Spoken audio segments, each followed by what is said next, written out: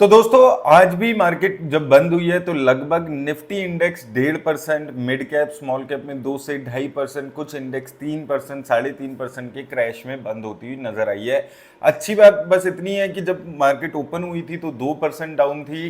कल gift Nifty 3.5% down था, तो उससे बेटर यहां पर बंद होते हुए मार्केट नजर आई है। लेकिन सबसे जो दिक्कत वाली बात यह है कि डेली मार्केट थोड़ा थोड़ा थोड़ा थोड़ा गिर रही है। लगातार पिछले 3-4 दिनों से अगर हम देखेंगे डेली 1.5% गिरावट देखने को मिल रही है। फ्राइडे को 1.5% गिरावट आई, फिर मंडे को देखने को मिली, कल हमारी मार्केट बंद थी, आज फिर से 1.5% के आसपास की गिरावट है।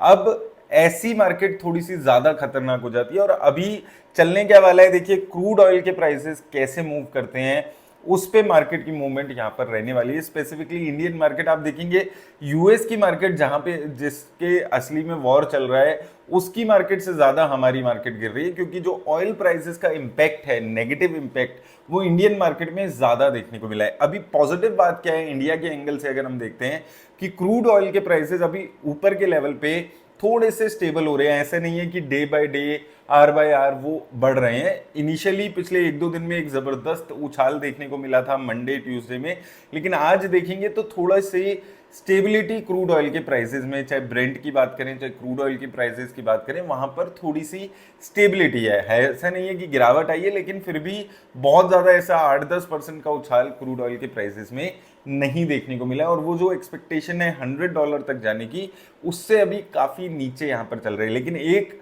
जो यहाँ पर वार्निंग रहने वाली है वो यही है कि ये जो वॉर है ये जितना ज्यादा चलेगी, अभी 5 दिन हो चुके हैं, अगर ये और खिंच के 10 दिन 20 दिन 25 दिन ऐसे इतनी चलेगी, उतना ज्यादा क्रूड के ऑयल के जो प्राइसेस हैं उस पे इम्पैक्ट आ सकता है और उसका डायरेक्ट इम्पैक्ट इंडियन मार्केट पे पड़ने वाला है।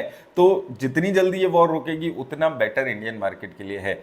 अगर हम ओवरऑल यहाँ पर देखते हैं, देखिए निफ्टी इंडेक्स में लगभग 1.5% की गिरावट देखने को मिली है। यहाँ पर आप देखेंगे तो क्रिटिकल जो 24,800 के सपोर्ट पे हम बात कर रहे थे, वहां उसको तोड़ के अभी 24,500 के सपोर्ट के आसपास पहुंचती हुई नजर आई है। अब यहाँ पर 24,300 200 इस रेंज में नेक्स्ट लेवल का सपोर्ट आपको यहाँ पर देखने को मिलता है, जहां पर हमारी मार्केट सितंबर में, अगस्त में यहाँ पर देखने को मिली थी। इसके अलावा अगर हम देखें मिड कैप में 2%, 2.25% का क्रैश देखने को मिला है। एक हफ्ते में 3.5% गिरे हुए हैं। निफ्टी नेक्स्ट 50 में आप देखेंगे 3% का क्रैश है और स्मॉल कैप इंडेक्स में भी लगभग 2% का क्रैश है। और स्मॉल कैप इंडेक्स लगभग अपने मई के जो नंबर्स थे उसके आसपास पहुंच गया। मई में आप देखेंगे 16,000 के आसपास था, आज फिर से स्मॉल कैप जो इंडेक्स है वो 16,000 के आसपास ही पहुंचते हुए नजर आया है। तो जो सारे इंडेक्स हैं वो हमारे जो क्रिटिकल नीचे के सपोर्ट्स हैं कुछ तोड़ चुके हैं, कोई उस सपोर्ट के आसपास जाते हुए नजर आ रहे हैं। और जो हम ब्रेंट की और क्रूड की बात कर रहे हैं, यहाँ पर देखिए ब्रेंट ऊपर आ चुका है 81 के आसपास, लेकिन अगर आप एक दिन में देखेंगे तो 1% का ही उछाल देखने को मिला है। वहीं क्रूड ऑयल लगभग फ्लैट है। चेंज अगर आप देख रहे हैं तो यहाँ पर आप देखेंगे 0.32% का चेंज है।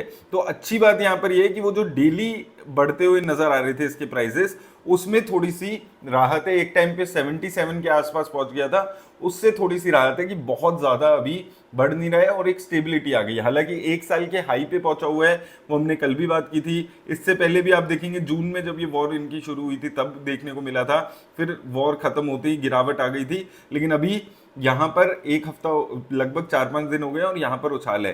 पॉजिटिव बात यही है कि अभी स्टेबिलिटी थोड़ी सी आ रही है। लेट्स सी ये 74-75 के रेंज में क्रूड ऑयल के प्राइसेस स्टेबल होते हैं या उससे भी ज्यादा ऊपर निकल कर जाते हैं। गोल्ड और सिल्वर ये दोनों में उछाल देखने को मिल रहा है। जनरली देखा जाता है गोल्ड के स्पेसिफिकली प्राइसेस में उछाल आता है जब भी कुछ अनसर्टेन सिचुएशन आती है, तो गोल्ड के प्राइसेस में अच्छा उछाल देखने को मिल रहा है। अब इस मार्केट में सबसे डिफिकल्ट बात क्या है, देखिए जब भी ये इन्वेस्टर्स हमारे कंपेयर करते हैं स्टॉक मार्केट, जो रीसेंट क्रैश देखने को मिला था, जो बड़ा क्रैश आया था वो 2020 का क्रैश आया था। लेकिन वहां पर जो अच्छी बात थी, हालांकि वहां पर भी बहुत जबरदस्त क्रैश आया था, वहां पर 28-30% का क्रैश आया था, अभी उतना क्रैश नहीं आया है। लेकिन वहां पर अच्छी बात क्या थी कि मार्केट वॉलेटाइल नहीं थी। मार्केट में डेली क्रैश आपको देखने को मिलता था, 3 4 5%, 10% का भी क्रैश अगर आया किसी स्टॉक में तो वो डेली देखने को मिलता था। ऐसा नहीं हो रहा था कि एक दिन 1% आज गिर गया, फिर कल 1%, फिर परसों 1%। ये ऐसी मार्केट्स इन्वेस्टर्स के लिए और भी ज्यादा डिफिकल्ट हो जाती है। और जो ऐसा स्टॉक मार्केट का क्रैश है जो 2025 में देखने को मिला, अब 26 में देखने को मिला, ऐसे क्रैश और भी ज्यादा बुरे होते हैं। जो ये वन साइडेड क्रैश होते हैं उसमें फिर भी आपको पता है कि अब अपॉर्चुनिटी आ गई है, अब लगाना है, अब मार्केट में गिरावट है। लेकिन ऐसे क्रैशेस में जहां पर मार्केट थोड़ा सा उठती है, थोड़ा सा गिरती है, फिर थोड़ा सा गिरती है, फिर उछाल देखने को मिलता है, वो बहुत ही डिफिकल्ट मार्केट हो जाती है इन्वेस्टर्स के लिए। जैसे अगर हम अभी भी बात करते हैं तो आप यहां पर देखिए, यहां पे मार्केट सितंबर में 24,600 पे थी, उसके पहले 24,300 पे थी अगस्त में, उसके बाद उछाल देखने को मिला, सितंबर में 25 गई, फिर नीचे आई 24, फिर ऊपर गई 26,000, फिर नीचे आई 24-25, फिर 26,300 पे गई। फिर अभी रिसेंटली हमने देखा था लगभग 1 महीने पहले जब बजट आया था तो 24,800 पे आई थी बजट डे वाले दिन, लेकिन उसके बाद फटाफट एक रिकवरी आई थी और 26,000 के आसपास पहुंच गई थी।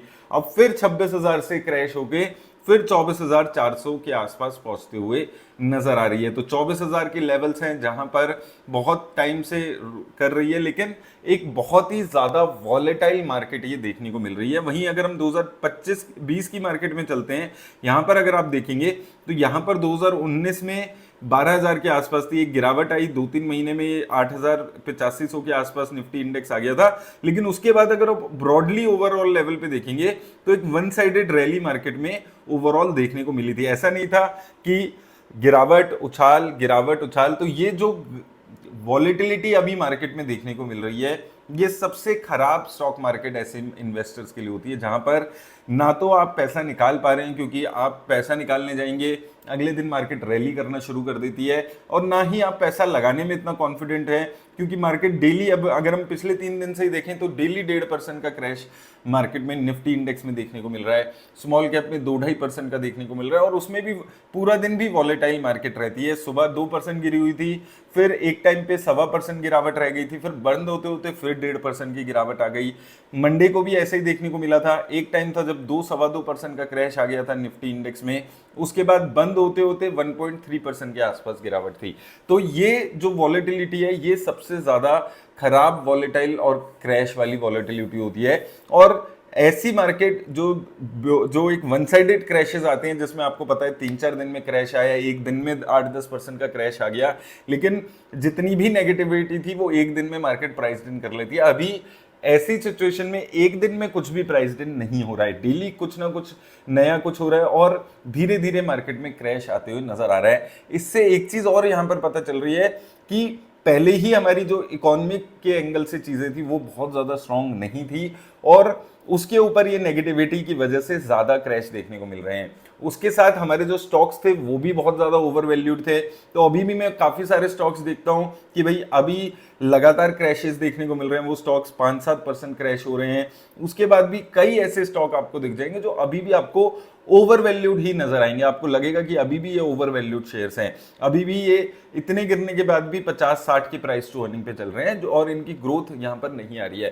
तो जो मैं आपको 2024 में भी वॉर्न करते हुए आ रहा था कि एक टाइम ऐसा आता है स्टॉक मार्केट में जब अर्निंग ग्रोथ नहीं हो रही होती है कंपनीज में और उनके स्टॉक के प्राइसेस भाग रहे होते हैं, तो उस टाइम पे एक टाइम ऐसा आता है कि मार्केट एक लंबे टाइम तक यहां पर करेक्ट होती है, जहां पर प्राइस करेक्शन होता है। अभी मार्केट में हमारी प्राइस करेक्शन ज्यादा आपको देखने को मिल रहा है, जिसमें वो स्टॉक जो बहुत ज्यादा ओवर वैल्यूड हो गए थे वो अब धीरे धीरे करेक्ट हो रहे हैं। आप गवर्नमेंट कंपनीज में उठा के देखिए, रेलवे के स्टॉक्स उठा के देखिए, IRCTC, IRFC, REC, बहुत सारे ऐसी कंपनीज हैं जहां पर आप देख रहे हैं कि लगातार गिरावट देखने को मिल रही है।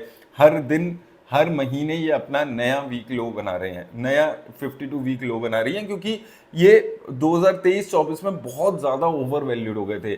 कोई बैकिंग नहीं थी सेल्स की, प्रॉफिट की ग्रोथ की, और उसके बाद भी ये लगातार भाग रहे थे। तो वो जो 2023 और 24 का फर्स्ट हाफ में हमने एक रैली देखी थी जिसमें सारे स्टॉक्स उल जुलूल लेवल्स पे पहुंच गए थे, ये उसका भी एक असर है कि यहाँ पर इतना ज़बरदस्त क्रैश मार्केट में देखने को मिल रहा है। ऑलरेडी थोड़ी सी स्लो डाउन थी हमारी इकोनॉमी में, हमारी जो कंपनीज हैं वहाँ पर, और उसके ऊपर अगर ऑयल का ये शॉक इंडिया को मिलता है, अभी बातें हो रही हैं कि कुछ लोग कह रहे हैं कि 25 दिन का स्टॉक हमारे पास है, कुछ कह रहे हैं 50 डेज का स्टॉक है, और दूसरी तरफ से बातें हो रही हैं कि वॉर अभी जल्दी से खत्म नहीं होगा।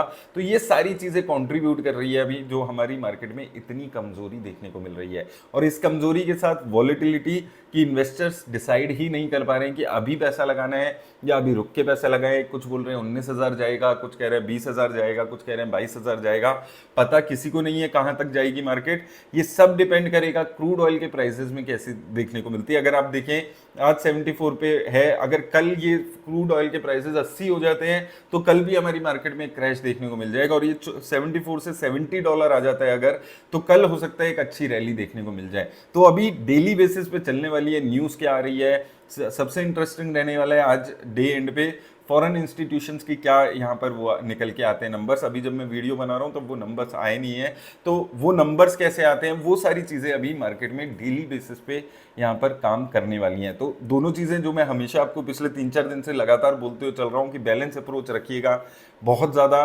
एक्साइटमेंट में पैसा भी नहीं लगाना है, और ऐसे डरने घबराने की भी ज़रूरत नहीं है। ये टेम्परेरी है, अब ये टेम्परेरी चीज़ एक हफ्ता चलती है, एक महीना चलती है, वो सबसे ज़्यादा कंसर्न अभी मार्केट का है। वो अनसर्टेनिटी है जो मार्केट को गिरा रही है। पता सबको है कि ये टेम्परेरी होगा, लेकिन क्या ये टेम्परेरी होगा, क्या मार्केट, क्या जो वर्ल्ड है वो इस वॉर के साथ लिव करेगा जैसे पिछले 3-4-5 सालों से रशिया और यूक्रेन की वॉर में देखने को मिल रहा है। तो वो सारी अनसर्टेनिटीज़ हैं जो मार्केट को अभी एक लेवल पे लाकर गिरा रही है। तो ये सारी चीज़ें हैं, लेकिन आपको एज एन इन्वेस्टर वही चीज़ मैं बार बार बोल रहा हूँ, अगर पिछले 2-3 दिन में एक बार भी लमसम किया है तो बहुत है। ये मत सोचिए कि आप किसी भी तरह किसी भी एंगल से बॉटम पकड़ सकते हैं, या कोई भी अगर क्लेम कर रहा है, कोई न्यूज़ चैनल क्लेम कर रहा है कि भाई बॉटम बन गया है या 20,000 पे बॉटम बनेगा, 24,000 पे बनेगा, तो रियलिटी ये है कि किसी को नहीं पता है बॉटम कब बनेगा, कितना बनेगा।